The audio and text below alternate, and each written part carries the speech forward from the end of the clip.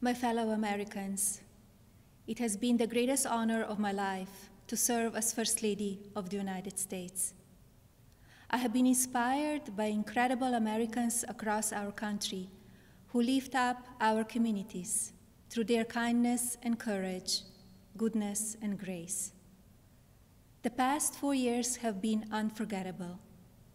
As Donald and I conclude our time in the White House, I think of all of the people I have taken home in my heart and their incredible stories of love, patriotism, and determination.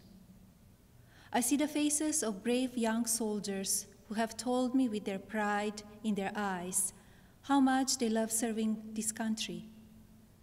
To every service member and to our incredible military families, you are heroes, and you will always be in my thoughts and prayers. I think of all of the members of law enforcement who greet us everywhere we go. At every hour of every day, they stand guard to keep our communities safe, and we are forever in their debt. I have been moved by children I have visited in hospitals and foster care centers. Even as they fight difficult illnesses or face challenges, they bring such a joy to everyone they meet. I remember the mothers who have battled the disease of opioid addiction and have overcome incredible hardships for love of their children. I have been inspired by the devoted caregivers for babies born with neonatal absence syndrome and communities that give these children the support and care they need to grow. When I think about these meaningful experiences, I'm humbled to have had the opportunity to represent a nation with such kind and generous people. As the world continues to confront the COVID-19 pandemic, I thank all of the nurses, doctors, healthcare professionals, manufacturing workers, truck drivers, and so many others who are working to save lives. We grieve for the families who have lost a loved one due to the pandemic. Every life is precious, and I ask all Americans to use caution and common sense to protect the vulnerable, as millions of vaccines are now being delivered.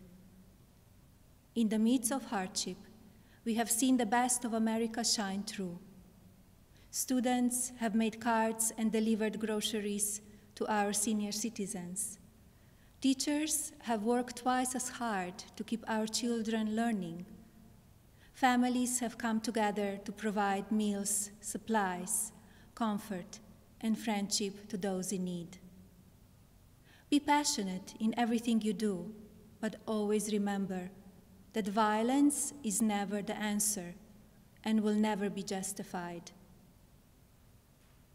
When I came to the White House, I reflected on the responsibility I have always felt as a mother to encourage, give strength, and teach values of kindness. It is our duty as adults and parents to ensure that children have the best opportunities to lead fulfilling and healthy lives. The passion for helping children succeed has driven my policy initiatives as First Lady.